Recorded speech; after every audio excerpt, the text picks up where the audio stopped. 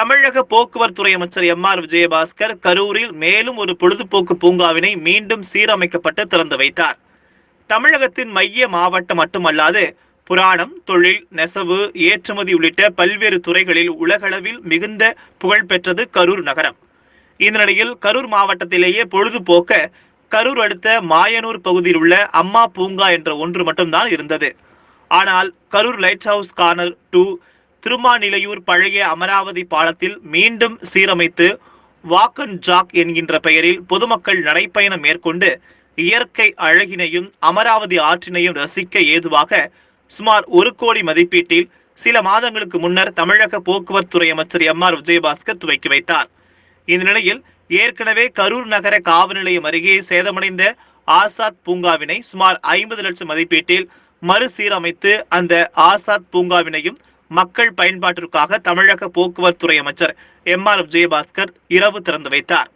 இதில் சிறுவர்கள் மற்றும் பெரியவர்கள் நடைப்பயணம் மேற்கொள்ள நடைபாதைகள், ஒட்டகச்சிவிங்கி, குதிரைகள் ஆகிய உருவங்கள் பதித்த அமருமிடம், குழந்தைகள் விளையாடும் சறுக்கு விளையாட்டுகள் உள்ளிட்டவைகளுடன் அலங்கார மீன்கள், அண்டர் கிரவுண்டில் கண்ணாடி கிளாஸுக்குள் மீன்கள் துள்ளி விளையாடும் இடம் உள்ளிட்டவைகள் இடம்பெற்றுள்ளன. இந்நிகழ்ச்சியில் நகர செயலாளர்கள் VCK ஜெயராஜ், பாண்டியன், நெடுஞ்செழியன் உள்ளிட்ட ஏராளமான அதிமுக நிர்வாகிகளும் கரூர் நகராட்சி அதிகாரிகளும் கலந்து கொண்டார்கள்.